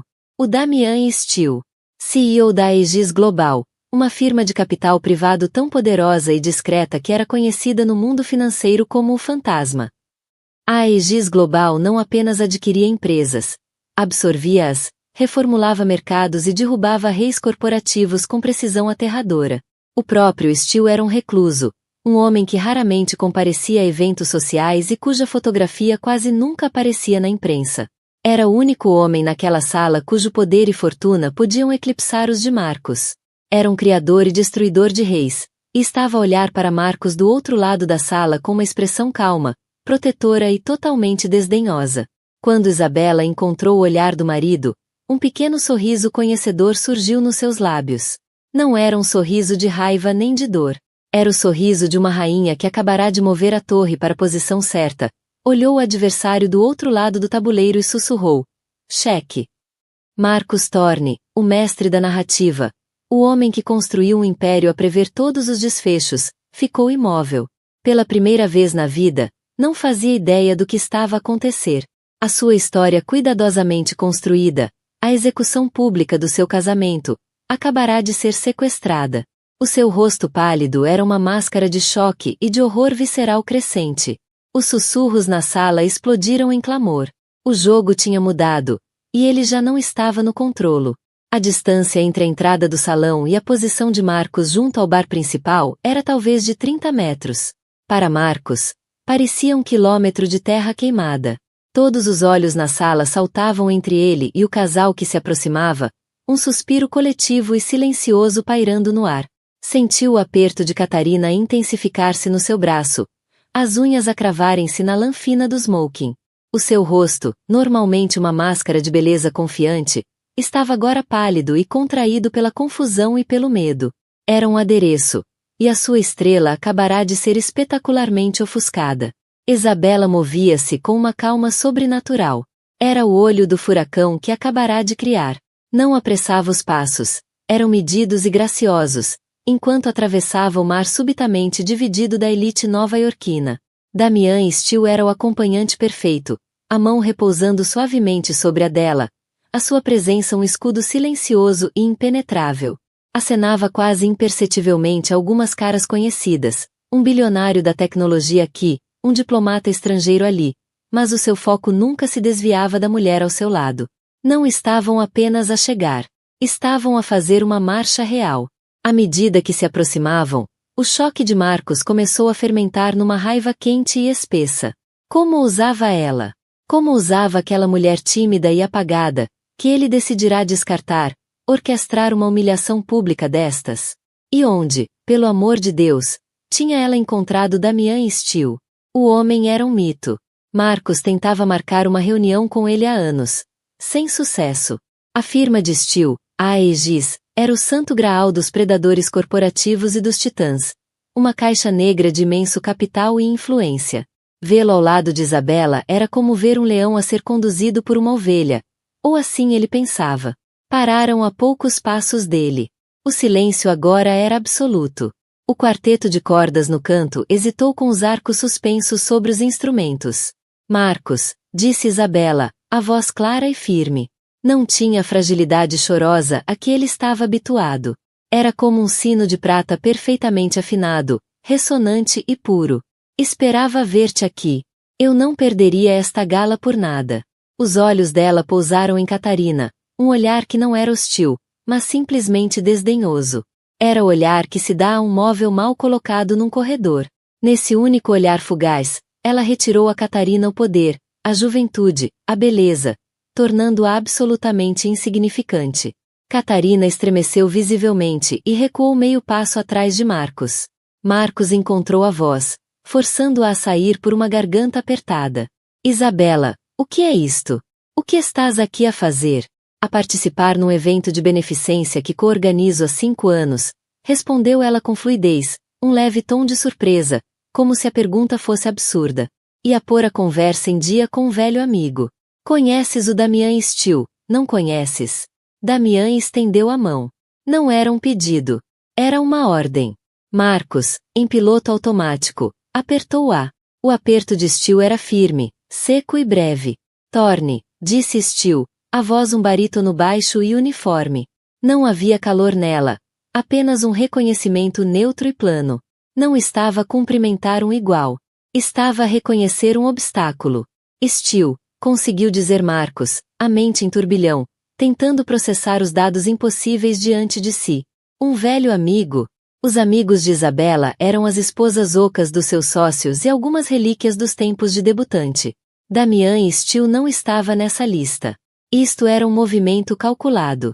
Era uma declaração de guerra. Lamento tanto saber que não te estavas a sentir bem, disse Cassandra Blair, a colunista, materializando-se junto ao cotovelo de Isabela, os olhos acesos com o fogo de um exclusivo de uma vida. O Marcos estava mesmo a dizer-nos que estavas em casa a descansar. Tentou recuperar o controlo, interpretar o papel de marido preocupado, ainda que afastado. Isabela, talvez este não seja o lugar. Devias ter cuidado, na tua condição. A minha condição? Ela pousou uma mão sobre o ventre, um gesto simultaneamente maternal e desafiador. Nunca me senti tão forte. E o Damian tem sido perfeito cavalheiro. Tem me aconselhado sobre, todo tipo de coisas. Carteiras de investimento, trustes, preparativos para o bebê. Olhou diretamente para Marcos agora, os olhos azuis já não suaves e suplicantes, mas afiados e brilhantes como estilhaços de gelo. É preciso tanto cuidado para garantir o futuro de uma criança. Não se pode deixar isso ao acaso. Foi um tiro direto à proa. ChatGPT Said. Ela estava a falar do dinheiro dele, do império dele, do futuro do filho dela. Damian Steele falou de novo, a sua voz calma cortando a tensão. O pai da Isabela e o meu foram sócios no seu primeiro negócio, há décadas. As nossas famílias têm uma longa história. Quando soube que ela precisava de um conselho independente, fiquei feliz por intervir. Olhou para Marcos. Amigos de família protegem-se uns aos outros, especialmente quando veem um dos seus a ser desvalorizado. A palavra desvalorizado aterrou como um murro no estômago de Marcos. Era a linguagem do mercado, a sua linguagem, agora virada contra ele. Estavam a retratá-lo como um mau investimento, um homem que não reconheceu o ativo que tinha na própria esposa. A narrativa que ele tão cuidadosamente construíra, do marido dinâmico e da mulher aborrecida, estava a ser rasgada e reescrita diante dos seus olhos. A nova narrativa era muito mais cativante. A corajosa mãe grávida apoiada por um protetor poderoso e misterioso a enfrentar o marido cruel e adúltero. Ele já não era o protagonista da sua história. Tinham-no acabado de tornar no vilão. Com licença, disse Isabela, imagem de cortesia final. Vejo os Van Aersali e tenho de cumprimentá-los. Foi esclarecedor ver-te, Marcos. Fez um pequeno, quase imperceptível aceno de cabeça. Catarina. E com isso, virou costas e afastou-se. Damian Steele a seu lado, deixando Marcos de pé entre os escombros. Os sussurros à sua volta já não eram contidos. Estavam eletrizados. Ele conseguia apanhar fragmentos. Viste a cara dele? Damian Steele, logo ele. O pai dela e o dele. Nunca soube que os Dvit circulavam nesse meio. Ela jogou com ele. Como um violino. Catarina puxou-lhe pela manga. A voz um sussurro desesperado. Marcos, o que se passa? Quem é aquele homem? Marcos fixou o olhar nas costas de Isabela, cada vez mais distantes. Estava a ver uma estranha. A mulher com quem casara, a mulher que pensara poder quebrar e descartar, não existia. No lugar dela estava esta estratega brilhante e fria que o acabará de ultrapassar da forma mais pública possível. A gala estava arruinada. O anúncio dele fora uma catástrofe. Mas ele sabia, com uma certeza que o gelava até ao âmago, que aquilo não era o fim. Era o primeiro tiro. Lembrou-se de uma conversa de anos atrás, num dos primeiros encontros deles. Estava a vangloriar-se de uma aquisição corporativa particularmente agressiva. Ela escutou pacientemente, um pequeno e indecifrável sorriso nos lábios. O meu pai sempre me dissera ela, suavemente, que nunca se deve confundir educação com fraqueza. Muitas vezes é apenas outro tipo de armadura. Ele tinha descartado aquilo como sabedoria antiquada de uma dinastia falida. Agora entendia. Passou uma década a tentar romper a armadura dela com força bruta, sem perceber que, o tempo todo, ela estava a forjar uma espada. E naquela noite ele sentirá a ponta no pescoço. Puxou o braço, libertando-se do aperto de Catarina, a mente um maelstrom de fúria e de uma nova emoção aterradora. Medo. A gala já não era uma festa. Era um campo de batalha. E ele acabará de descobrir que estava completamente em desvantagem. A viagem de regresso à cobertura foi um estudo em silêncio glacial. Catarina estava encostada à porta oposta do Rolls-Royce Phantom. O vestido vermelho agora parecia berrante e barato sob a luz crua da cidade. Continuava a lançar olhares furtivos a Marcos. O rosto jovem uma tela de confusão e pânico latente. O conto de fadas em que acreditara. O homem poderoso que a elevaria do mundo transitório das capas de revista até a elite permanente da sociedade nova-iorquina. Tremeluzia como uma lâmpada com mau contato. Marcos não via nada. Fitava a janela, a cidade esborratada do lado de fora. Mas a mente estava a quilômetros e anos de distância, a reexaminar freneticamente os últimos 10 anos à procura de pistas que perderá. Era um arquiteto de sistemas, um homem que compreendia logística complexa como ninguém. A sua vida inteira era construída sobre avaliação de risco e reconhecimento de padrões. E, mesmo assim, falhara em ver o padrão mais importante de todos, o que se desenvolvia dentro da própria casa. Nossas famílias têm uma longa história. As palavras de Damian e Steele ecoavam-lhe na mente. Pareciam uma mentira, uma ficção conveniente inventada para a gala. Os Dvitt eram irrelevantes. Que ligação podiam ter com um titã como Steele? Entrou furioso na cobertura, atirando o casaco de smoking para cima de um sofá roche bobões. Quero tudo o que temos sobre Damian Steele e a Aegis Global. Rosnou para o telefone, a ligação direta ao seu chefe de segurança, um ex-agente da Mossad chamado AVI. E quero tudo. Finanças. Associados conhecidos. Histórico pessoal. E quero um mergulho profundo na família Dvitt. Vai 50 anos para trás. Cada negócio, cada sociedade, cada investimento. Quero saber com quem o avô da Isabela almoçou em 1975. Catarina entrou atrás dele, torcendo as mãos. Marcos, por favor, fala comigo. O que é que se passou? Com quem é que ela estava? Estava com o homem que acabou de declarar guerra contra mim, respondeu Marcos, a voz crua. Finalmente olhou para ela, e, pela primeira vez, não a viu como uma bela fuga, mas como um problema. A presença dela na vida dele, que horas antes era símbolo de poder e liberdade, era agora a arma que estavam a usar contra ele. Ele era o adúltero insensível. A narrativa mais simples e mais condenatória. Isto muda tudo, disse ele, a voz baixando para um tom baixo e perigoso. O nosso acordo tem de ser mais discreto. O rosto de Catarina caiu. Discreto? Mas tu disseste que ias deixá-la. Disseste que íamos ficar juntos. E eu tratarei da minha mulher, rosnou. Mas não posso fazê-lo contigo pendurada no meu braço como uma maldita faixa de campanha. Não agora. Vai para o hotel. Fica lá. Não me ligues. Eu ligo-te. As lágrimas brotaram-lhe dos olhos. O hotel. Mas as minhas coisas estão aqui. Eu pensei. Não quero saber o que pensaste, rugiu, o autocontrolo a estilhaçar-se finalmente. Os teus pensamentos não entram nesta equação. Percebeste? Esta é a minha vida, a minha empresa, o meu nome em jogo. Isto é um jogo de $1.000 milhões. E tu não és jogadora. Vai! A crueldade das palavras pairou no ar.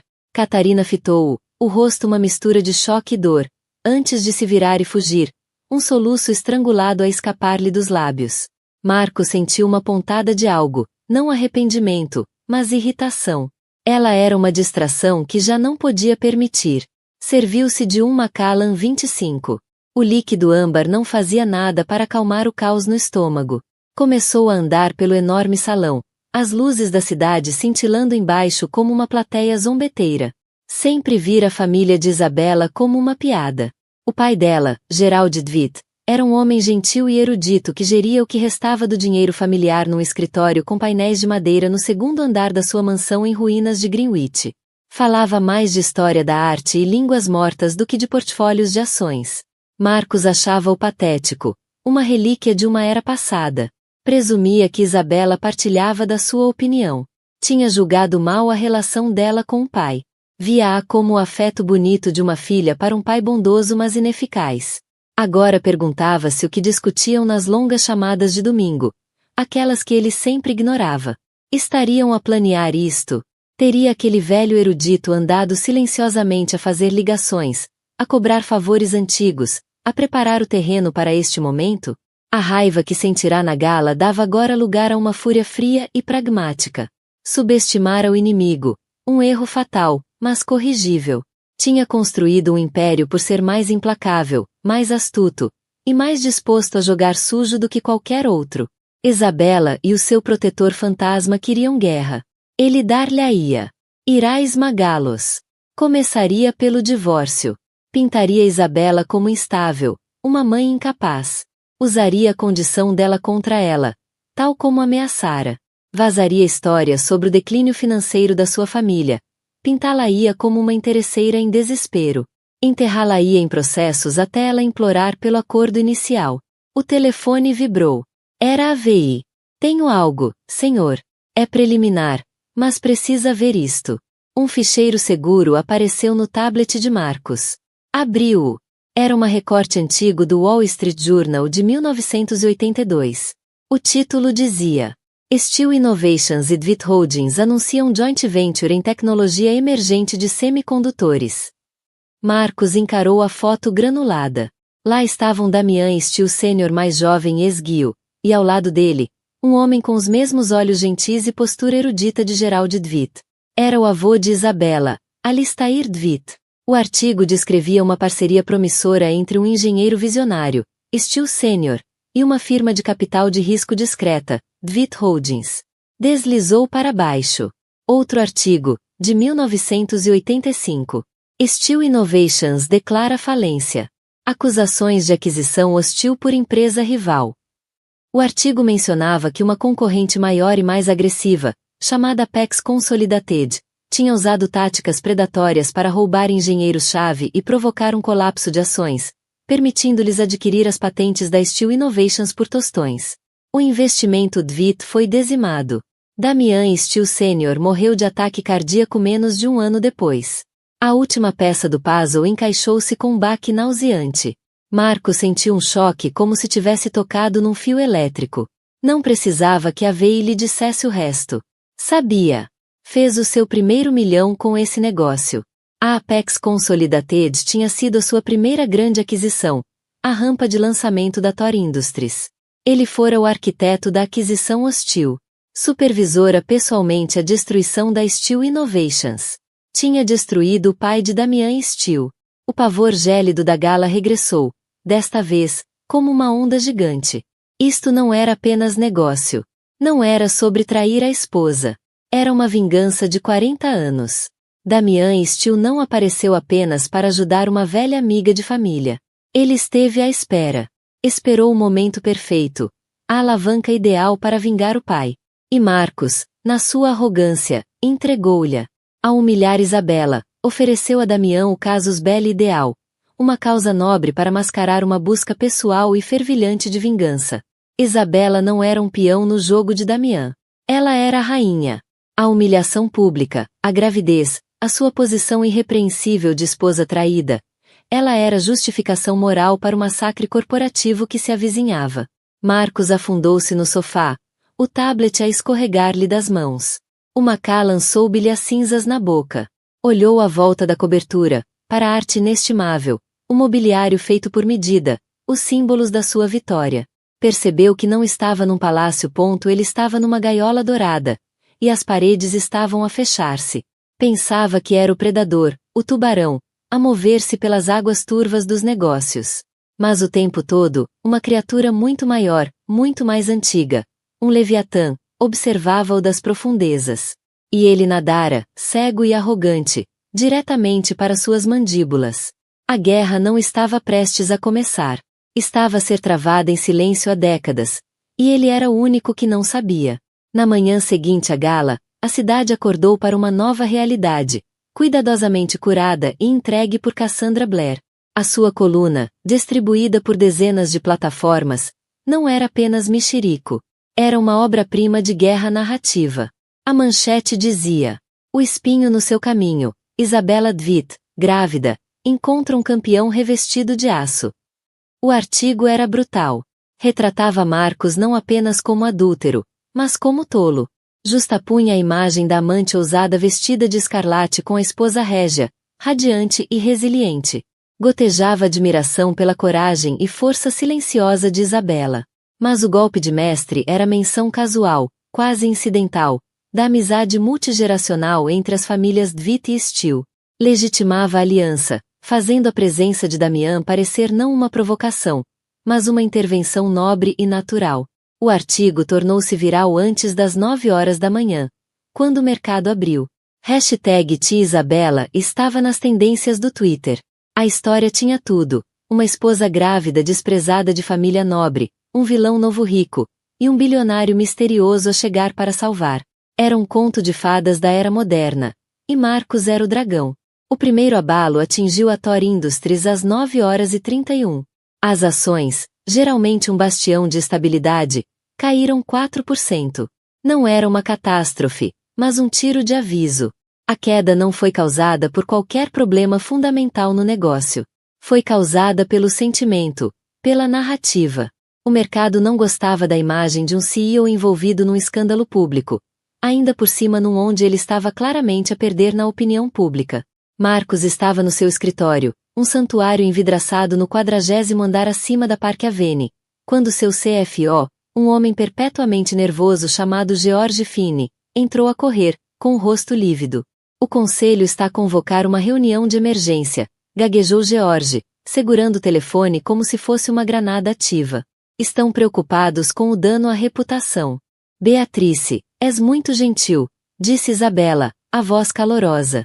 Sim, tem sido um momento difícil, mas o apoio tem sido avassalador. Agora estou focada no bebê.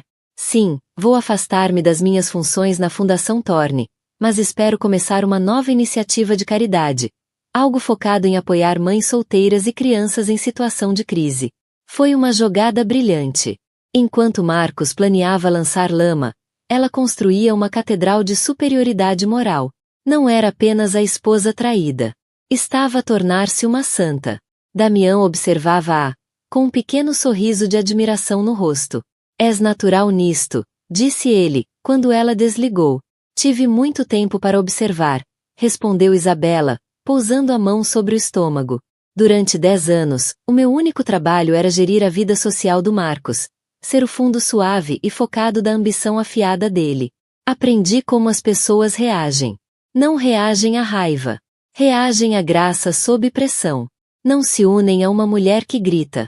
Unem-se a uma mulher que sofre com dignidade. O pai, Gerald, serviu-lhe uma chávena de camomila. O teu avô teria orgulho, minha querida. Sempre disse que a maior força de Alistair Dwight era ver valor onde os outros não viam. Olhou para Damian. Viu isso no teu pai. E eu vejo em ti. O Alistair arriscou-se com meu pai quando ninguém mais o faria, disse Damian, a voz tingida com uma velha dor fria. Quando Marcos o destruiu, não destruiu só uma empresa. Destruiu um homem. E levou o investimento da tua família com ele. Isto não é só pelo meu pai. É pelo teu também. Esta era a parte que Marcos nunca entenderá. O laço entre as duas famílias não era apenas uma nota de rodapé histórica. Era uma dívida de honra. Quando Marcos arruinou Steele Sênior, também aleijou os Dwight, forçando-os a uma geração de pobreza gentil e influência perdida. O casamento de Isabela com Marcos, visto pelo mundo como uma ascensão social para ela, era, numa reviravolta sombria e irônica, um casamento com o homem responsável pela queda da sua família. O golpe seguinte caiu nessa tarde. A Thor Industries estava nas fases finais de uma enorme fusão com um conglomerado alemão de transporte marítimo, um negócio que tornaria Marcos o rei incontestado da logística global. Era a culminação do trabalho da sua vida. Às 14 horas, os alemães desistiram. A razão oficial era a volatilidade do mercado e preocupações sobre a estabilidade da liderança executiva. A mensagem não oficial era clara. Ninguém queria meter-se com uma empresa que estava na mira de Damian Steele. A notícia fez as ações da Thor Industries caírem em queda livre. Afundaram 25% numa hora. Milhões de dólares em capitalização de mercado evaporaram no ar. A fortuna pessoal de Marcos, ligada às ações, estava a sangrar. Estava na sala do conselho com a sua equipa jurídica, uma falange dos advogados mais caros de Nova York, quando o telefone tocou. Era Catarina. Ignorou. Voltou a tocar. E de novo.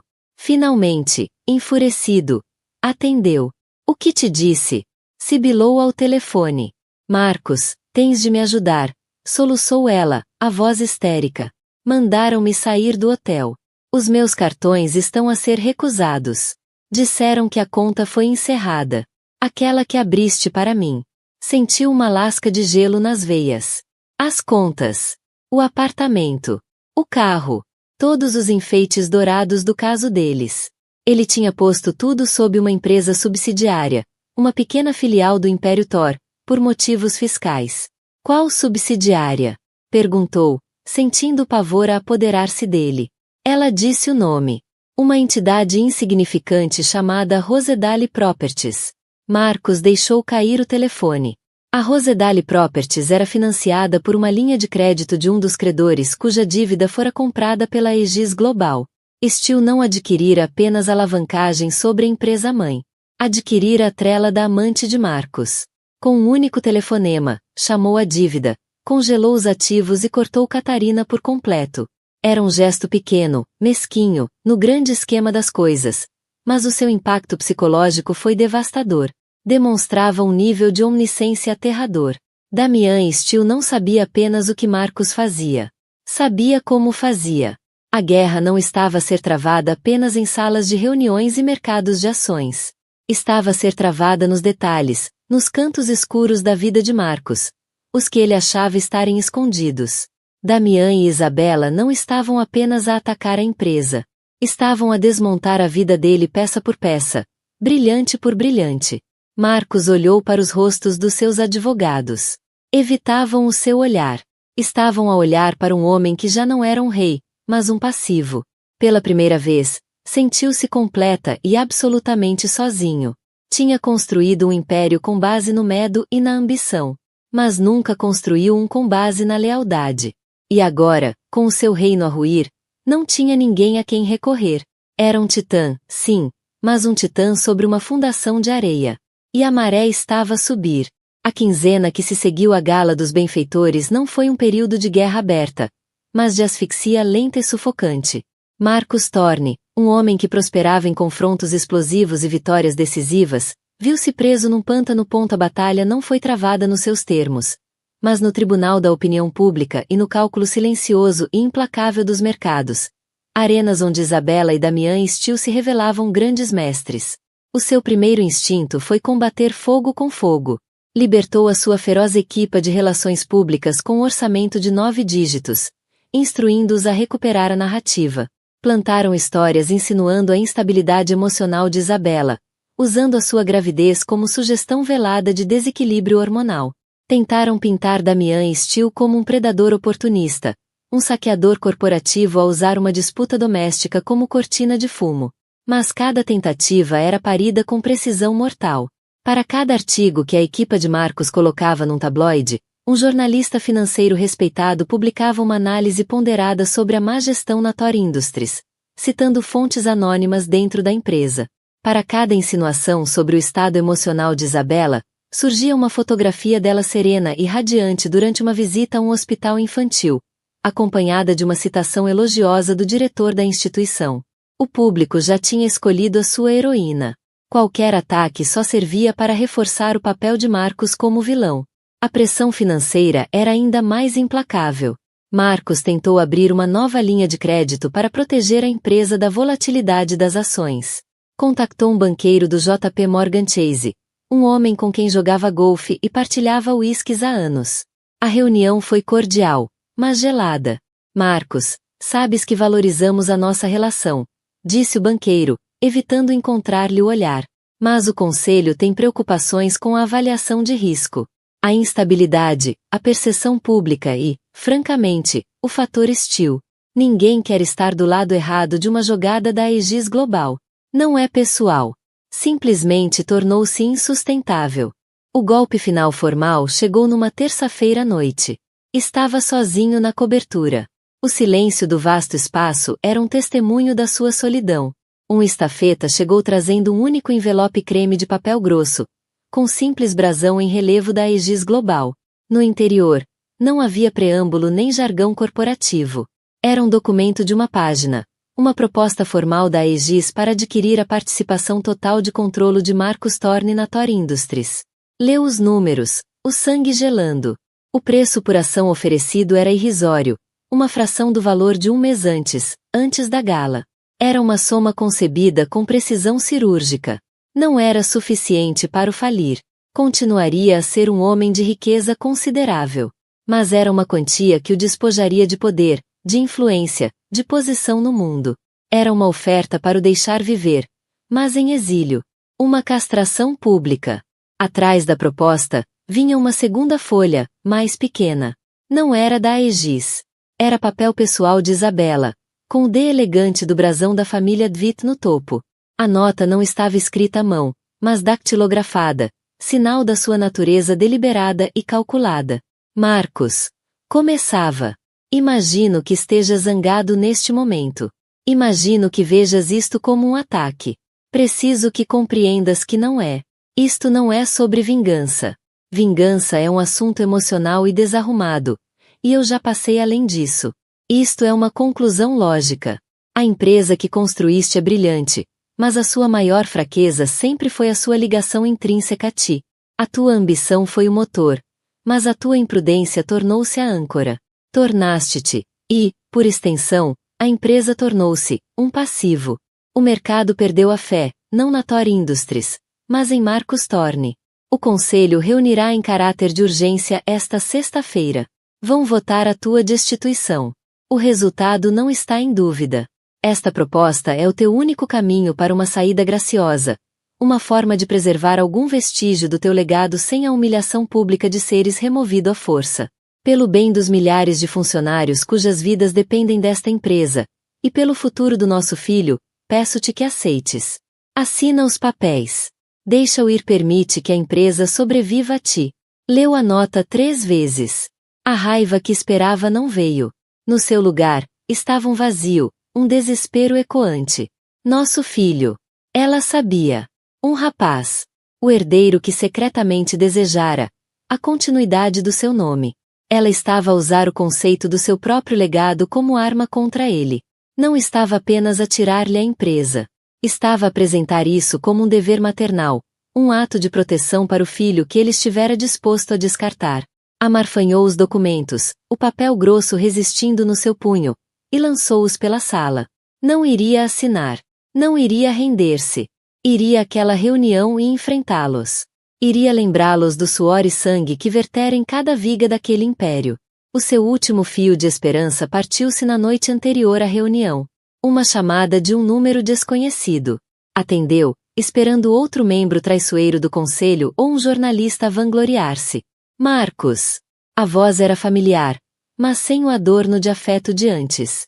Era Catarina. O tom não era histérico nem suplicante. Era frio, transacional. Tentei estar do teu lado, disse ela, a voz plana. Achei que tínhamos algo. Mas tu descartaste-me como se eu não fosse nada. Deixaste-me sem nada. O que queres, Catarina?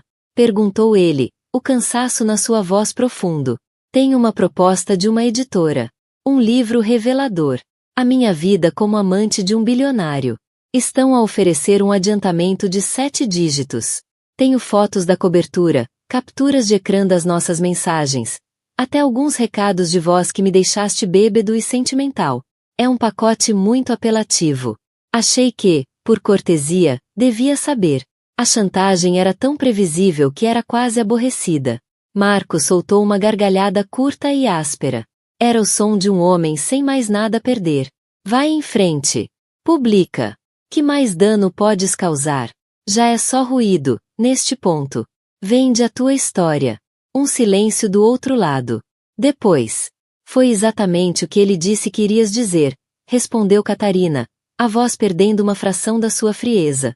Ele? Perguntou Marcos. O advogado do Sr. Steele, esclareceu ela. Contactou-me na semana passada. Um homem muito educado. Disse que o Sr. Steele considerava que me colocaste numa posição insustentável e que eu tinha direito à compensação pelo sofrimento emocional e pelos danos à minha carreira e reputação. Ele ofereceu-me um acordo privado. É significativamente mais do que o contrato do livro. A voz dela tremeu ligeiramente. Com um movimento lento e deliberado, como se acontecesse debaixo de água, Marcos Thorne estendeu a mão para a caneta Montblanc de platina sobre a mesa. A caneta com que assinará o negócio que lançar o seu império. A mão estava perfeitamente firme. Retirou a tampa. O clique ecoando na sala silenciosa. Assinou o nome, uma rápida e zangada rajada de tinta. Levantou-se, empurrando a cadeira para trás. Não deixou uma última frase. Não pronunciou uma palavra de desafio. Limitou-se a virar costas e sair da sala do conselho, passando pelos retratos da história da empresa, da sua história. As pesadas portas fecharam-se atrás dele com um clique suave e definitivo. Estava a meio do corredor quando ouviu a voz de Damian Steele, abafada mas clara, através da madeira maciça de carvalho. Agora, para o primeiro ponto de ordem desta nova era. A empresa requer uma liderança imediata e estável para restaurar a confiança do mercado. Acredito que a minha primeira proposta como acionista principal é nomear uma diretora executiva interina. Proponho Isabella Thorne. E é isso. A história de quão rapidamente um império pode cair, e como a pessoa que mais subestimamos pode tornar-se a arquiteta da nossa queda. Marcos Thorne pensava que controlava a narrativa, mas Isabella e Damian Steele mostraram-lhe que as histórias mais poderosas são as escritas em silêncio, paciência, e uma vingança fria e brilhante. O que achaste do checkmate final de Isabella?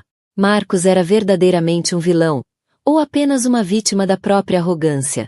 Diz-nos nos comentários abaixo. Vamos ler cada um deles. Se adoras histórias de drama complexo, reviravoltas emocionantes e regresso ao poder, não te esqueças de carregar no botão de gosto, partilhar este vídeo com alguém que adora uma boa história, e, acima de tudo, subscreve o canal e ativa o sino para nunca perderes uma atualização. Temos muitas mais histórias para contar, e não vais querer perder o que vem a seguir.